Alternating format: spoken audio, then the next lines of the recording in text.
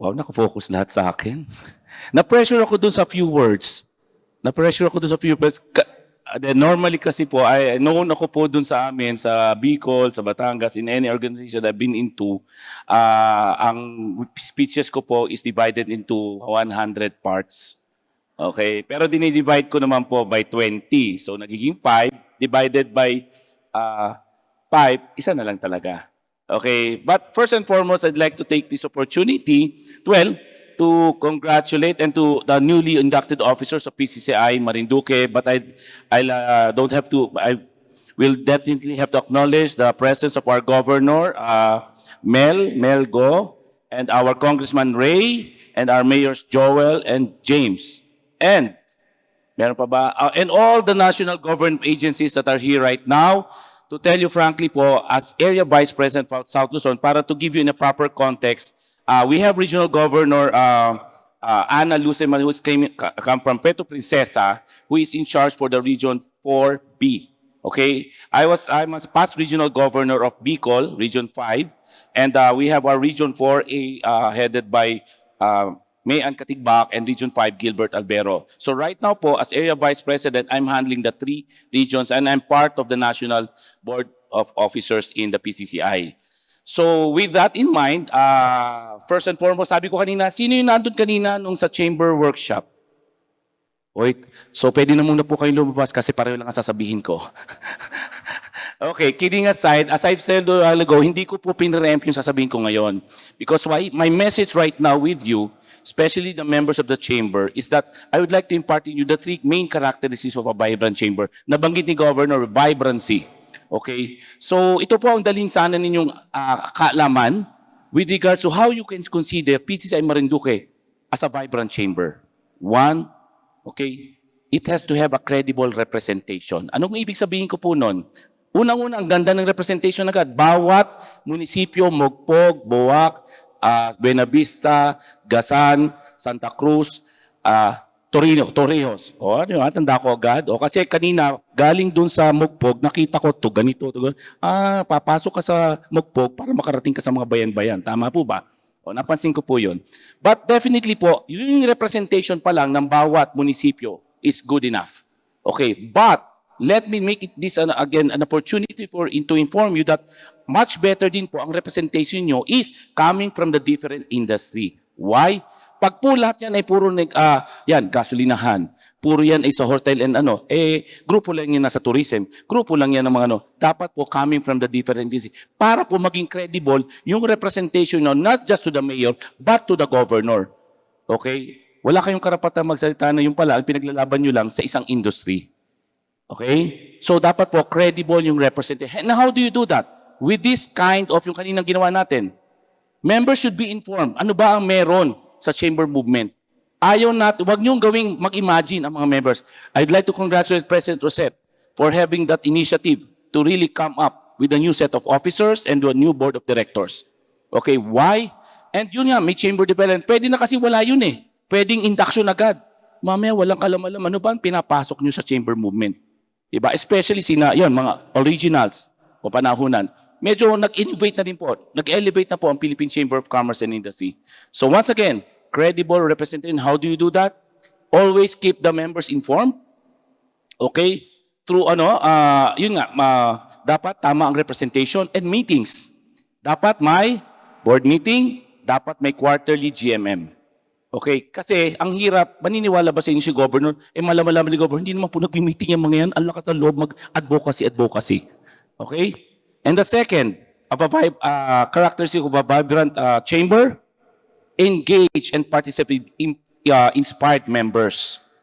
Okay? Sabi ko kanina po, bakit ako nagsabi ng VESI? VESI po ang core values ng South Luzon Chambers. V as in volunteerism, E as in excellence, S as in service, I as in integrity. Pero I'd like to focus on the volunteerism. Let me remind you all members of this chamber. Okay? We are all volunteers here. Okay? So, Governor, Congressman, Mayor, ito naman po mga to, pwede namang wala dito eh.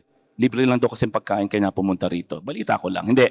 Pero, ang point ko po namin dito, we are trying to be partner with the local government. Okay? Ang gusto rin lang naman natin, di ba sinabi ko nga sa inyo kanina, kung lahat ng Marinduqueño is masaya, I tell you without even trying, okay? Iaangat ang Marinduque, hindi dahil magaling na yung public servant, pero angat, it's not about the local government, it's about us. It's about the Marinduqueño. Know your part. Do your part. Ano yung sabi ko kanina? When thought leads, words deliver, action follows. So ganun tayo. Sabi ni Governor kanina, dreams. I-communicate na ni Governor kanina yung dream natin, yung diamond, yung talagang, yung lahat ng sana all. Pero hindi pa pwedeng ganun na lang.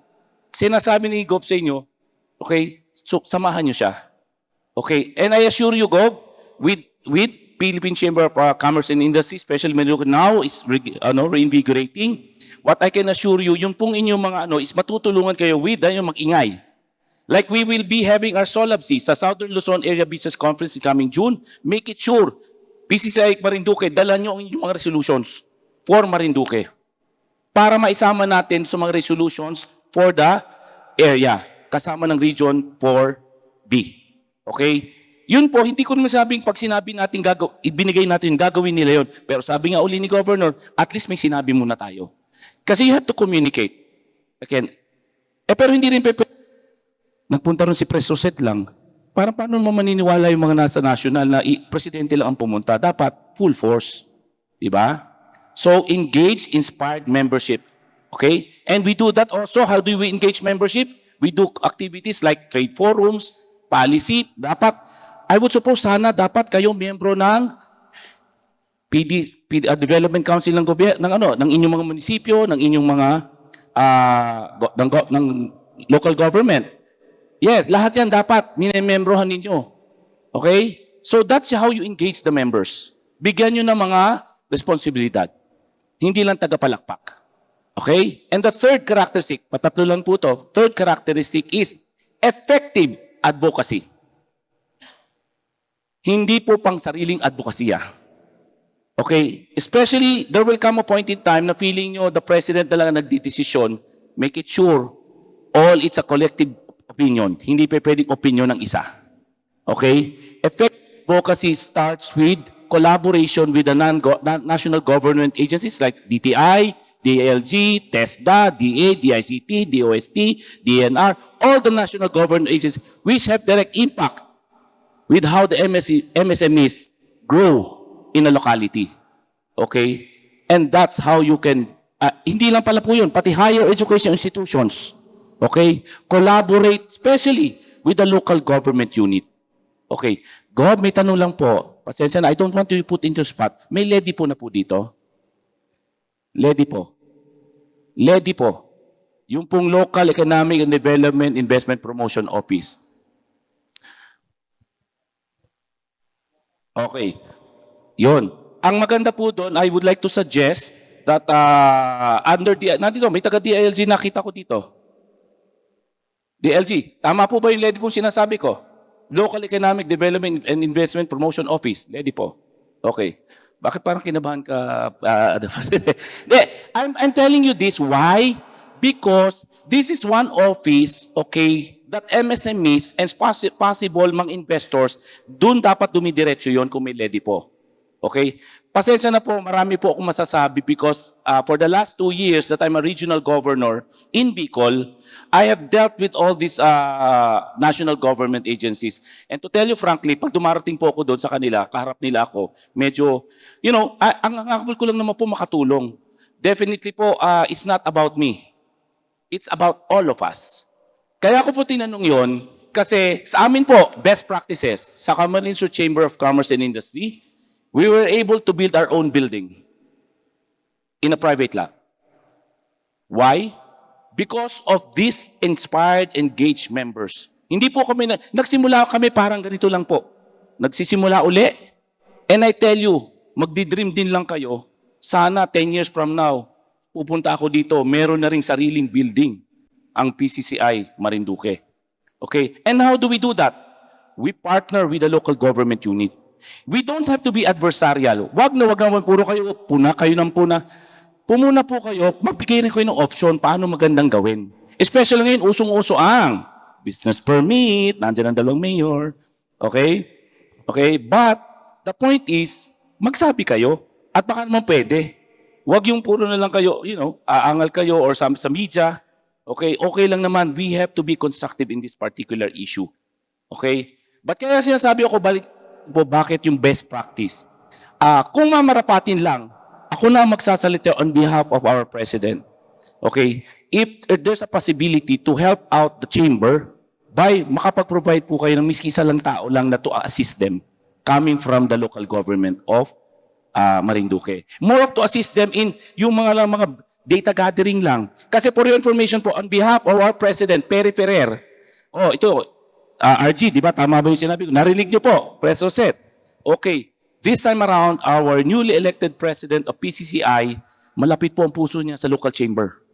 In fact, nag-declare po siya. Ngayon po, nagpapahanap siya ng lahat ng inventory ng mga local chamber, even the members, anong industry sila meron. Ngayon, nagsasabi siya, I need all those, baka may mga miyembro tayong exportable products. Yung pwede daw pong i-export.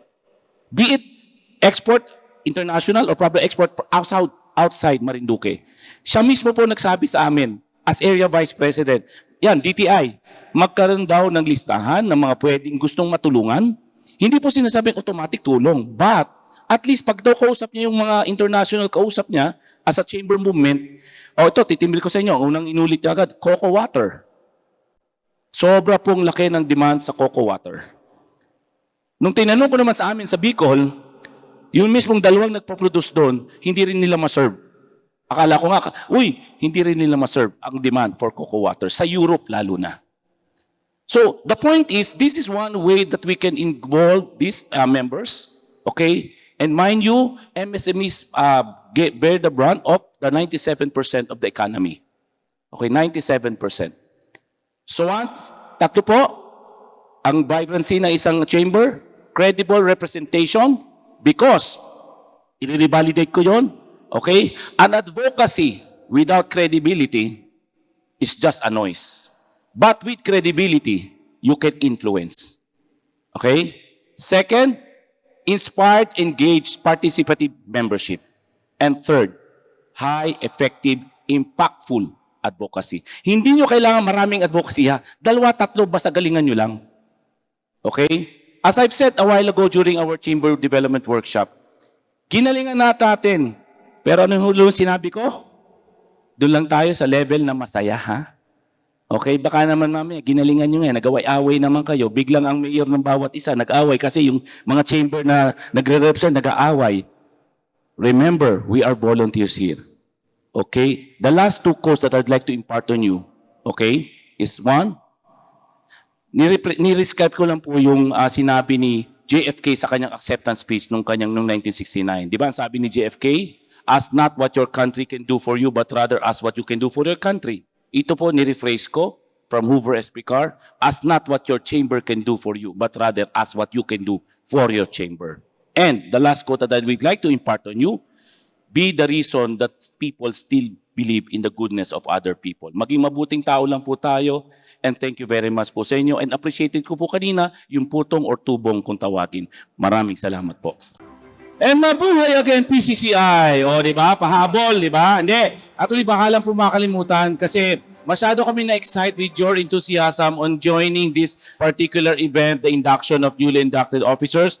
Ganito po, sayang naman on behalf of the Regional Governor, yung pong pinapakit kaninang Area Business Conference, the Southern Luzon Area Business Conference po, it's basically an aggregation of all the MSMEs who are doing business in all of Region 4A, 4B, and 5. Mangyayari po to sa Lima Park Hotel, Lima Park sa may Holiday, baka magkamali, mapupunta sa Palawan. Holiday Inn, meron. Holiday Inn Suites, Lima Park po sa Lipa po to, hosted by PCCI Lipa. The reason I want to, really encourage you to join this particular Area Business Conference para mas lumakas pa po ang loob nyo na hindi kayo nag-iisa. Malalaman nyo yung maging concern ninyo ngayon dito sa local government nyo. Pag pumunta kayo doon, mas malaki pa lang problema nila. Okay? So the point ko is, I would like to personally invite you as your Area Vice President together with your Regional Governor to really do join us there. June 25 and 26 po. June 26 po is the actual program, but normally, June 25 po, half day, normally afternoon, there will be the chamber development workshop where we invite 5 officers of each chamber to join. Pero technically, yun din po ang ating ano. Baka ako rin po makita nyo magsasalita doon. So, hindi ko po lahat sasabihin mo na pwede ko sabihin para naman exciting part pa tayo sa June 25. But ang isa pong magandang scenario, ang alam ko, imamarites ko na to sa inyo, sa 25 po ng umaga, magkakaroon ng, doon po kasi yung gaganapin sa isang industrial zone. So may tour po doon sa mga 3 companies na naandoon sa area ng Lima Park Industrial Zone. Okay po? So magandang opportunity po yun na baka definitely may matututunan tayo, but this early, okay? Kasi ito pa maganda. Last time, ang Solab C, ginanap sa, hindi. No. Enchanted ba? Oh, Enchanted. Sinong dumating? Wala. Wala pong representation last year ang PCCI Marinduque. So this time I challenge you.